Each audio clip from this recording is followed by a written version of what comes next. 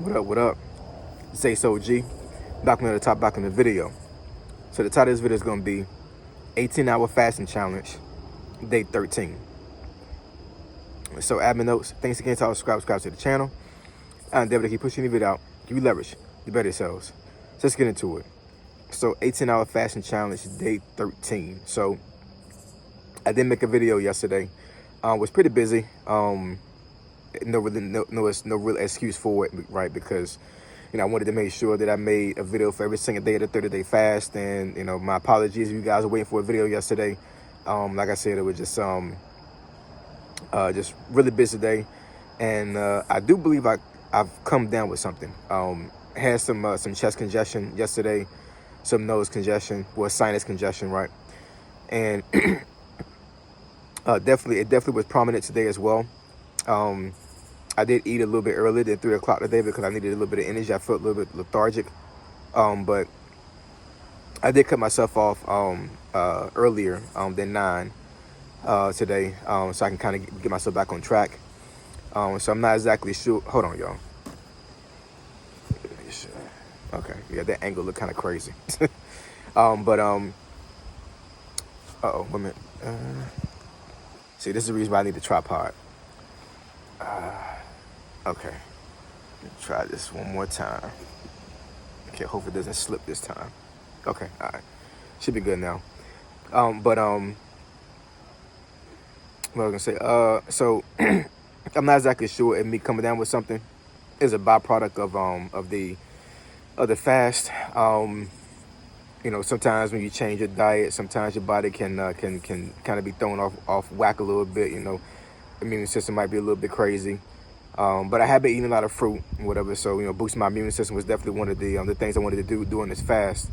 Then it could be I just touched a knob at work somewhere, and somebody left some germs there. Who knows, right? But I will say definitely, sometimes when you change your eating habits suddenly, sometimes your body will, like I said, act wacky and be like, I'm not sure I'm feeling this or whatever. You may feel kind of like lethargic, or you may get a fever. I haven't had a fever, thank goodness. Lord willing, I will not have one. I've definitely have had chest colds during the change of the season. So that might be the case as well, because it's gotten definitely a lot cooler very suddenly over the last week or so over here in Virginia.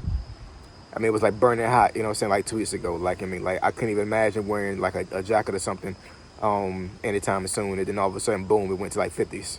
You know what I'm saying? That's Virginia weather for you, right? I definitely don't want me coming down with something during the fast that deters somebody from doing the fast, because the body is definitely needs to go through a change. And of course, when you're fasting, you're inadvertently detoxing yourself from a lot of the bad foods and other things that may be in your body, right? So like I said, me being a little bit under the weather right now could be a byproduct of me fasting. But is it going to stop me from fasting? No. Something would have to happen very drastically for me to stop fasting. And even then, I might even dig in and push in more to the fasting, right? Because when you fast, you're healing cells in your body, right? I definitely needed the energy. I went to church today and whatever. So that's the reason why I ate a little bit earlier than I normally am doing with this fast. And then also tomorrow, I'm definitely going to be out there working out, Lord willing. Maybe Lord willing that I feel up to it, right? And then also the weather holds up. I think it's not going to rain tomorrow, so I think I should be good to go. Definitely not going to push myself. But like I said, Lord willing, I'm definitely going to be out there jogging, walking, doing something tomorrow, because that's what we do over here, right? Sick or not, that's what we do. The only times I've actually had to really force myself not to work out was during the times, unfortunately, like I have now, is when I had a chest cold and it developed into a respiratory infection. And a couple years ago, before I retired, I developed pneumonia, and the doctor told me that I needed to not run for at least 3 weeks after I got better, because you can actually scar your lungs if you run. This is back when I was running, right? So that's a tidbit for you, right? If you ever catch pneumonia, Lord willing, you do not catch pneumonia. But if you do catch pneumonia and you are a person that works out and do a lot of cardio as far as running, You have to give yourself 3 weeks to a month before you start running again. Even though your body may feel very well and the cough is gone, you don't feel the congestion anymore, your lungs have not totally healed yet. And you can permanently scar your lungs by working out way too early when it comes to the cardio. So you have to be careful about that. You know, in my age, I do not need to add on more ailments that I already have, right? So I'm definitely gonna be careful with that. I'm definitely gonna be eating a whole bunch. I'm gonna be eating a lot more fruit. Try to knock this cold out. Try to get myself back together, and finish the fast strong, right? The way I eat right now, eating before I did the fast, is somewhat healthy to a certain degree, right? You know, so I haven't really been sick for a very long time.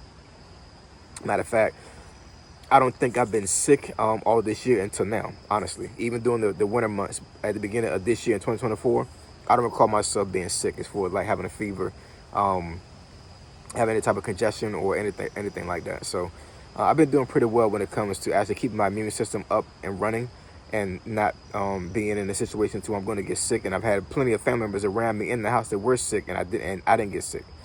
So that's definitely telling me that I was doing something right when it comes to eating.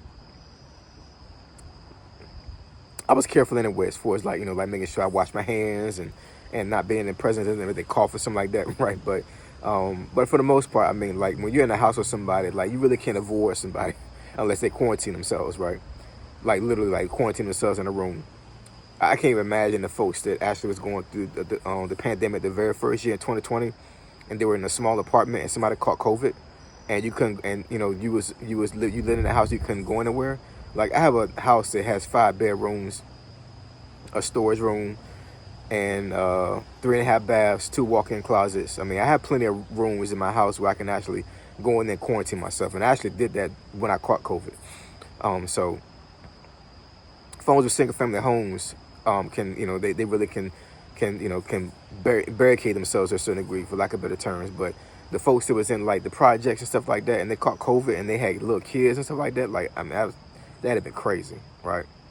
But anyways, not to belabor the topic, I hope everybody's doing well. Definitely keep pushing with the fast. I'm pushing with the fast too. Sick or not, I'm still in there to win it. It's nothing but a thing, you know what I'm saying? So definitely push forward. Don't let anything deter you from finishing out the fast. You know, like I said, it's matter. It's one of those things where you definitely got to dig in and you know, dig into that intestinal fortitude you have, and just to push through. I'm definitely doing it myself. Now, I don't feel all that well right now. I'm still gonna be doing the fast, and I'm gonna be still working out, right? So what's your excuse? I'm ready to hear it in the comments. All right. So you want me to discuss the topic or subject that benefits to your channel? Email me at findingfitnessfolk@gmail.com. My email address is in the description below. Say so G, signing out. I'm gone.